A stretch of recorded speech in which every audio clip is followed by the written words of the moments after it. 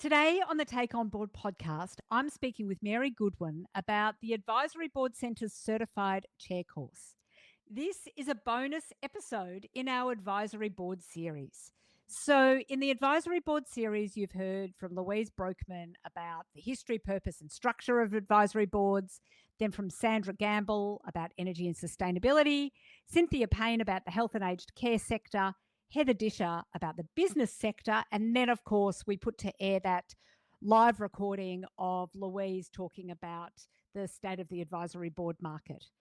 Now, as part of that conversation, somebody asked about training. So when I was talking to Louise, I'm like, Louise, we should do a bonus episode about the certified chair course. So ta-da, here we are today with Mary to have a chat about that. So Mary, thank you so much for coming on and having a yarn with us about the course that you've done and maybe some other professional development stuff you've done as well. Absolutely. Thank you for having me. So before we dive into that conversation, I'd like to just acknowledge the traditional custodians of the land on which we meet. For me, I am on the unceded lands of the Wurundjeri people of the Kulin Nation, and I pay my respects to elders past and present. I also pay my respects to any First Nations people who may be listening or watching today. I acknowledge their continuing connection to land, waters, skies, culture, and country. I support Voice, Treaty and Truth for Aboriginal and Torres Strait Islander peoples, and I encourage others in the Take On Board community to do the same. Now, let me tell you about Mary. Oh, there is a long list here. So, Mary is the independent chair of the Audit, Risk and Improvement Committee at Gladstone Regional Council, and she is the independent member of a range of different audit and risk committees: Redlands City Council, Western Downs Regional Council, and Whitsunday Regional Council. She's also an advisory board member for a pharmacy company and an advisory board member for a fabrication company. Mary is also the co-chair of the peer advisory group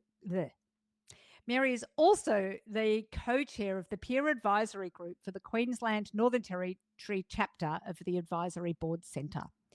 So you can see she's a great person to have here today. She's got over 25 years holding strategic leadership roles across public, private and not-for-profit sectors, both in Australia and internationally. She served as Chief Procurement Officer for Queensland Government and Deputy Director General of a state government department, and has international experience, including working on a significant gold mining value delivery project, which brought her to Canada and India. During COVID, she founded her own consultancy, People Proprietary Limited, to help businesses achieve their full potential, particularly bringing big business concepts to SMEs in pragmatic and practical ways. Welcome to the Take On Board podcast, Mary. Thanks so much, Helia. It's nice to hear all the things that I've done because I tend to forget from time to time, but thanks for having me. Oh, absolute pleasure. And I must confess there's more in there, but I thought I better get on to the conversation. So folks, if you want to know more about Mary, there's a link to her LinkedIn in the show notes. Now, Mary, before we dig into the certified chair course, which I'm really looking forward to talking about, but before we go there, as always, I would love to dig just a little bit deeper about you.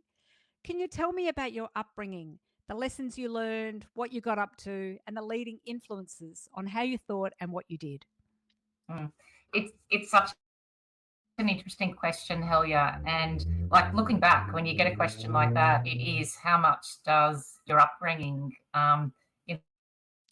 influence where you go in your life? And I was lucky. I had a mum and a dad who they were actually born in the States, and I was born in the States. And I like to think of Dad as a little bit of a pioneer, but he grew up in a depression, and I think because he grew up in that depression, he was very much about stabilization, very much risk averse. He did not hold a credit card his entire life, and I lost Mum and Dad recently. They were married for 61 years, and look, they lived a great life. Dad was 92 and Mum was 87. But I think the impact that they had in terms of where I am now, and particularly working in that risk space, but very much about stabilisation has had a huge impact on me. I'm the youngest of five, a good Catholic family, and I think that also taught me about perseverance, tenacity, how to get things done, how to navigate complexities, and a very strong independence that was actually nurtured by my mum, who I like to say was a strong, fierce woman who was very supportive of all of us in all of our endeavours. Yeah, I think great impact, and I owe a lot to mum and dad today. Oh, wow, 61 years. That's a pretty impressive set there. Out of interest, Mm. brothers or sisters? There's five of you all together. Are they brothers or sisters? And where do you fall in the line? Yeah, so brothers and sisters. The first three were 11 months apart, but there's Ooh. 10 years between the oldest and me. I'm the youngest, so Ah, lots to learn from, and lots not to do. So I think I got it easy as the youngest because I had some great siblings to learn from who made all the mistakes before me and paved the way. So yeah. totally. I'm the youngest too, and well, either my siblings made all the mistakes before me, or perhaps they just broke my parents in. So by the time they got to me, they're like, "Oh, whatever, it's fine." Tend to agree. Thank you so much for letting us delve in a little bit there. It's always great to know a little bit more about the full story of the person we have sitting in front of us. But now let's turn to education, certifications, and so on. Now, you did the certified chair course with the Advisory Board Centre. Actually, when did you do that course, and what drew you to do it? Well, interesting. I did it just when COVID hit, like just before COVID hit. So Mm. I did it 5 years ago.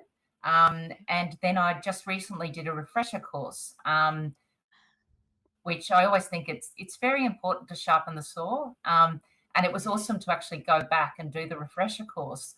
And you meet the people coming through going, how does this fit? What do we do? How do we apply these principles?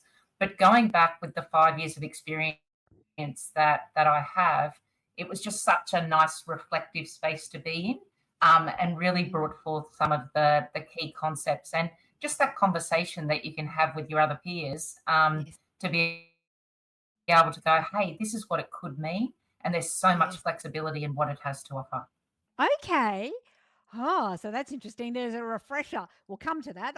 I'd like to know more about that one as well. But if we go back to the start, what was it? So 5 years ago, what drew you? How did you know about the Advisory Board Centre? How did you know about the course? And what was it that drew you to do it? Yeah. So I'd just come back from Canada, and was doing, I guess, a number of consultancies under my own name. And through a colleague, they said, hey, just based on your experience, I think you need to have a chat with Louise. And I had a chat with Louise. And then you go through a rigorous kind of screening process to see whether or not you're actually the right fit for Yes. the Advisory Board Centre. And I actually really liked that because it means that you're coming into something that has value, Mm. and that respects, it has certain frameworks, but also respects the boundaries around that. So ethics being a really key principle with the advisory board centre.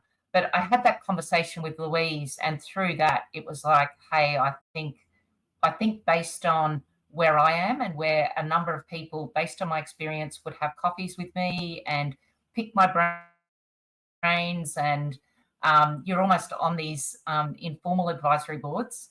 It Mm. really pushed me to go, I think there's something here that really aligns with the work that I'm doing, the work I want to do, and also just adding to that toolkit overall. Yeah, right. Okay. So you'd been on advisory boards prior. Had you chaired advisory boards prior? Yes. So certainly, and this is where I think the terminology is changing. So having gone on the course, you actually start to go, oh, I've actually been doing this for quite a while. It just hasn't been framed in that way. So that's one thing that I think the course really allows you to do is go, there are committees, there are task forces, there are actual boards that you sit on. All of these are on it's a range in terms of the advisory board scale. And so, previously my first board that I actually was on was in 2000, and I don't want to give my age away, but I was quite young and inexperienced. And it was on a director of a credit union. And I was able or asked to be on that board purely because of my different way of thinking and what that brought to the board. So they were very much around, well, what are the skill sets? What do we want the conversation to be like around the table? And that was my first very I think it was a great introduction to boards, but it also showed my lack of experience. I think when I look back, you know how you can kind of go in with eyes wide open and think you're doing a fantastic job, and then you learn some other things and go, oh, actually, I perhaps wasn't doing the best job that I could have been doing. But we have to start somewhere, don't we? Absolutely. And sometimes fresh, sometimes slightly naive eyes that we have when we first join boards, that can actually be helpful, I think, to others as well, because you ask a whole bunch of stupid questions that can be quite valuable in the end. So, Mm. okay. So Yeah, you've been absolutely. hanging around the governance system, as Louise would say. We don't have governance boards and advisory boards. We have all boards that are part of a governance system for quite some time. You then decide to do the certified chair course. You get into the course, you jump through all of the hoops that you are required to jump through, and then you do the course. So tell us a bit about the headlines of what are the sorts of things you learn as part of that certified chair course. I like structure, but I always like to say structure is liberating. So particularly if there's flexibility. And what I really liked about the advisory board best practice framework is that it's principles based. So it's very hard to argue with principles. And I like that because it then means that, the different perspectives that everyone brings, you've got this great framework, but you can use it in different ways. So it's quite versatile. So number one was, I guess, the principles base. The other was that it's around simple concepts, and they're concepts that I guess through my career, either advertently or inadvertently, I've come across. And as I like structure or frameworks, and I always go, it's kind of like the jigsaw. When you pull a jigsaw out and if you can get the frame around it, the rest of the picture starts to take shape, and you can either put all the colors together, or you can look at the box and you can start with just the middle piece, whatever it is. But having that frame around it is such a good, place to start. So with the advisory board centre framework or best practice framework, it's really, three key concepts: purpose, process, and people. And you think if you have all of those, then you've got a great structure to work with. If you know why you're there, so through the Advisory Board Centre, there's some great toolkits that you get, but the charter is the really, the key thing that allows you to go, what's the scope of this? What are we working with? And then in terms of process, well, of course, there's structures and disciplines. So, we get meeting rhythms, we have agendas, and then we measure ourselves. And it's all about measuring the impact of what that advisory board does. And I think it's really important to be vulnerable in that space and continue the self-assessment, whether it's the self-assessment of the board or the actual person you're advising or the team you're advising, or working with, for them to, it's about really providing that safe space for vulnerability.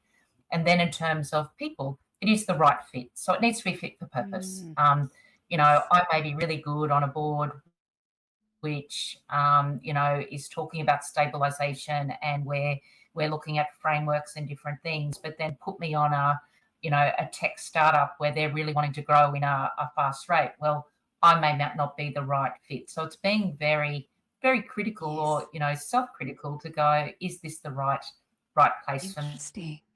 me? And often, depending on the time, fit for purpose can be fit for purpose at one stage, but then it's about being able to actually go, okay, I've done my bit. Yes. Now it's time to pass on to, the next group. So I think that framework was really, really hit home.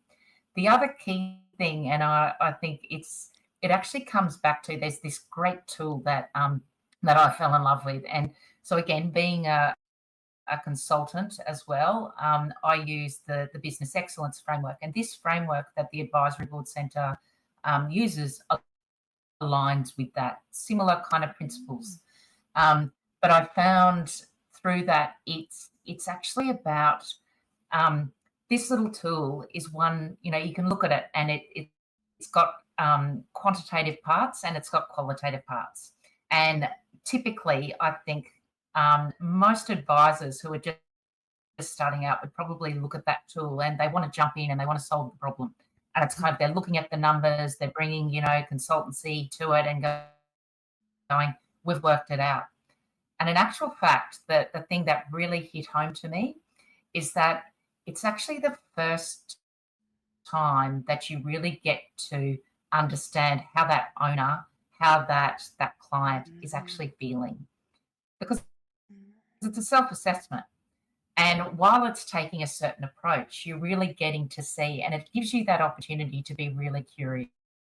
Yeah. And I think that's where you can go, tell me a bit more about, why is this rating like this? What's going on here?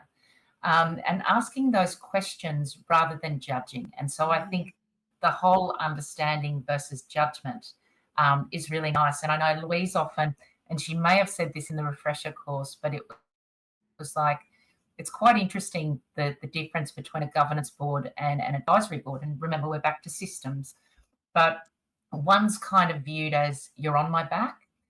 The other is you've got my back. And I think it's such a nice little, just a reminder to go, why are we there? We're actually there. It's this testing ground. We don't actually have to know all of the answers. And that's something, again, that really hit home to me. Being a consultant, often we do need to have the answers.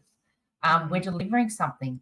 Here, it's really about the testing ground and asking the right questions to give that owner or the person who's on the other side of that advisory board that real confidence in the decisions they're making. And so whether that's an advisory board, people say one, I like to say two because it's the owner and yourself, or whether it's a wider advisory board that has other members and different experts on it. That's the real key. So lots of learnings, but an awesome practical, pragmatic course. And that's the other part that I really, often I say, like, if you can take one thing away from a course, that's great. Well, I took probably a million things away.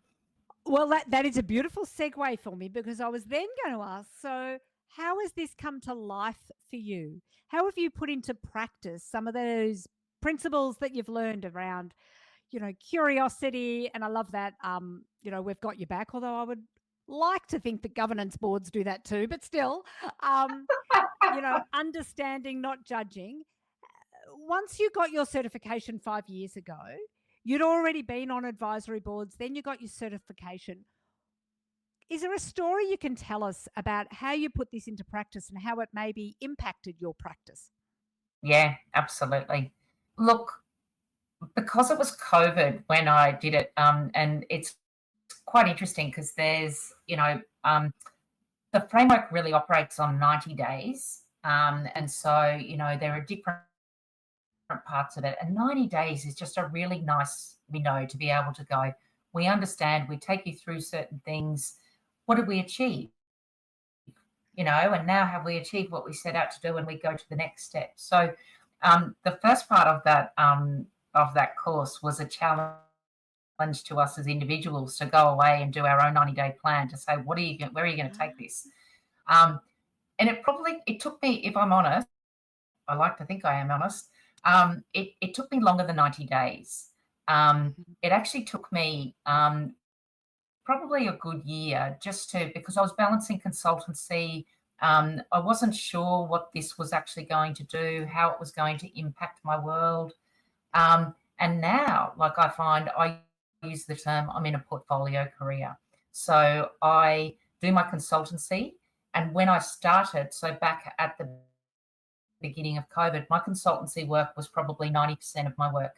Now my advisory work and advisory boards, it's flipped. Not quite at 90, but it's probably more, 70-30, to where, I have, I get more joy out of the advisory board work than consultancy. And I think it's just the part in my career. But what did I do? I think I tested, and it was very much around that time that I started to look at audit and risk committees, which, they're a subcommittee, they are a governance committee. I like to think I bring a bit more fun to an to an audit and risk committee. And part of the real, and because they can be quite, it's all about numbers, but really being able to actually go, what is our purpose here, and realigning. One of the things there, though, is outside of the audit and risk committee, the ability to actually meet with the CEO. And I think that is probably one of the biggest things I've learned from this, is that it can be lonely at the top. So being actively engaging with the CEO outside of the audit and risk committee, to be able to understand understanding what's going on, and then being able to use that confidential scenario to then go, oh, well, how can we then bridge the gap between the CEO and the board? And whether that's a local council or whether that's, a corporate, I think it's a similar scenario. So being able to then go, how can you listen with empathy, but then be able to bring some of those concepts back to the board table and ask some challenging questions. And I think that's one of the key learnings, just in utilizing this framework and its versatility, to be able to go, it's not a one size fits all. It's not that an advisory board is an advisor, that they all take different shapes and come in different shapes and sizes. And I think the other part too is just in some of um, the discussions with smaller businesses, that real ability, instead of kind of cutting to the chase and going, let's fix this problem, actually giving them space. And I think, one of the key things in terms of the agenda that I do is always go, hey, where's your head at? We're coming into this advisory board meeting, but what's going on? Vent, do whatever you want to do. And now let's work out, do we still want to be going on this agenda path, or do we need to change direction? Because it's not my meeting. It's actually, that co-founder, that founder, that CEO, it's their meeting. And so I need to be able to adapt to where they are. And again, Louise uses that term, meeting the owner where they are. That's our job. And look, it can take, I won't say that I got it right initially. It takes some time, but I think the giving yourself that time to actually reflect. So it's not just, not pushing the owner, but encouraging the owner to reflect. It's also about us as chairs or as members to reflect on how we're actually coming across in those meetings as well. Yeah. But gosh, when I look back to when I started, and it was probably pro bono work, some work that you just did it was out of the kindness of your heart, to actually being in paid roles. It's lovely to be able to look back and go, I probably felt like I had imposter syndrome to start with. It was kind of like, hey, are they really going to want to listen to me? And I think that's what the framework really gives you, and that chance to build your own strategy, your own plan, to go, no, actually, I've got some real work here. And the more that you have those meetings and you kind of come out of them and you go, oh, actually, that went really well. I know more than what I think, but I always say I know less than that owner. Like, they are the expert in what they do. My job is to ask the questions and to ensure that, we're aligning to what was set out in the charter, what they're looking to achieve, and go from there. Now, you might not be able to answer this, but let's see how we go. I'm wondering if there's a sticky situation that you've experienced as an advisory board chair. Um, and if there is, if in as much detail as you're able to share, what that was and how this experience helped you uh, get beyond that sticky situation. I won't go into detail, but certainly it was navigating the bridging the gap between the CEO and the board. Yeah. And it really came back to trust. Mm. And I think this is where, no matter what, at the core of these meetings, it's trust. Like, Yeah. you're wanting a CEO to be vulnerable and to share everything that's going on, warts and all. And Yeah. that's tough, particularly if you're new, and you're new and you believe you have all of those elements. And I think sometimes this comes back to just a little bit of maturity or the understanding of what an advisory board is about. And I think Yeah. sometimes we can go too quickly into thinking we need an advisory board structure, whereas perhaps it's a little bit of mentoring and getting to know the chair in the first instance. And that's actually what happened in this state. I think, well, not only I think, I know that we moved to advisory board before we'd actually really built the trusted foundations.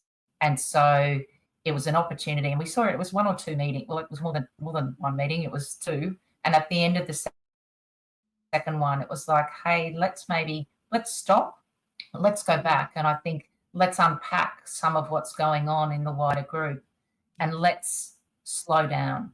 And not everyone wants to hear the slow down. And I was just having this conversation with someone where it's like, is slow down the right terminology, particularly for Mm. a startup that wants to grow and eventually exit.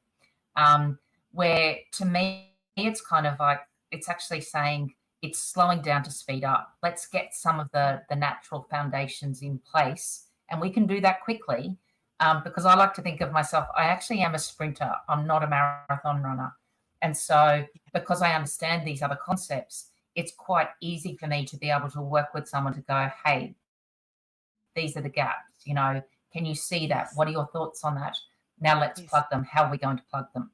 And Yeah. remembering that as an advisor or as a chair, it's not our role to plug the gap. And sometimes that can be difficult because you do just want to do that. You just want to fix it. But Yes. it's actually saying, how are you going to do this? Do you have the Yeah. capacity? How long is it going to take? And Yeah. if you don't have the capacity, well, let's look at the consequence if you don't do this, if you just continue to Yeah. run and sprint. So I find sometimes it is just, it's not taking it personal, although Mm. sometimes it is hard because it's a relationship, not to take things a little Yes. bit personal because it's like, oh, I'm letting them down. Yeah. What do I need to do differently? But Yes. I think the one thing I have learned is honesty is key. And I think Mm. that's key in any relationship. And that's a key factor in building trust. It's also Yeah. showing your own vulnerability. Yes. You can't expect someone you're advising to be vulnerable if you Yeah. can't meet them there. So, Yeah. but it is a relationship, and it's the strongest ones I think are built in on the ones that you've confronted some things or you've had some tension. And I always, it's kind of like the traffic light reports. Like I don't know if Yes. in any kind of thing. I always, it used to be that you'd see these reports and it's all green, and you're going, it's not all green. So I really encourage the people I speak with. I'm like, embrace the red because red means we can do something about it. Definitely. And I think it's Definitely. the same thing with a relationship. It's actually going, some of those tension points are really necessary because it means we're touching on something that actually means a lot to you or that you Yeah. haven't got the answer to or whatever. So Yeah. let's find what they are. And Yeah. I may not be the right person to do that, but I can connect you. And I think that's the other part of being in this is, it's about the connections, the Mm. network, being able to go, I don't need to have the answers, but if I can introduce you to someone who can get you there quicker or introduce you to a few people who you might like to, test the idea on, then, Yeah. that can actually be really valuable. Amazing. So probably, I don't know if I was specific enough in that example, but No, it's a little bit hard because there are some of complexities course. associated with it. But I do think, confronting, not running away is really important. Yes. And then being able to say, hey, I may not be the right person here, Yes. but these are the things you need to discuss. So if it's not me, it needs to be with someone else. Yeah, no. It is the hazard of running a podcast around governance systems that often people can't give specificities of the circumstances. So that is a beautiful example. Oh, Mary, thank you so much in here. What are the key points you want people to take away from the conversation that we've had today? Yeah, I really think continue to be curious. And it's the other part too is learning how to listen with purpose. And I think that's a really important one where it's like it can be a real superpower, not listening to reply, but listening to understand. And I think sometimes, it's by listening there, you'll get some you'll just get some markers that kind of go, tell me a little bit more about that, instead of diving straight to, oh, I've got an answer for that. So I think that's really important. Um, I think governance, don't be afraid of governance. It actually is there to add clarity and not complexity. Foundations matter. And I think if I go back to, the story about my mother and father, I think it matters in life. It matters in leadership, and it certainly matters in business. And I think if you can get those foundations right, it actually means, it's a great platform to springboard from, to whether it's growth, whether it's just staying the same. And I think staying the same is actually, that's pretty cool too. It's still successful. Yeah. Or if it's exiting, but giving you that optionality to be able to go, hey, I've got strong foundations. So no matter what, I know I'm ready for what's next. Yeah. Um, and I think that's kind of it. Yeah. Relationships, are key. So don't try to be someone you're not. Yep. Just be yourself. Yes. And I think again from the Advisory Board Centre, it's a great framework. You mentioned I'm co-chair, so I've got an awesome co-chair through Mark Cranny, who's also part of that. But we chair these events, which are actually called peer advisory groups. Nice. And we say, how awesome is it that you actually, as someone who's coming through the advisory board program, you actually get your own advisory board, your own peer advisory board. That's what those groups are about. So they're a lot of fun. They're a chance to actually, to learn a bit, to practice your skills, in an environment, and to network as well. So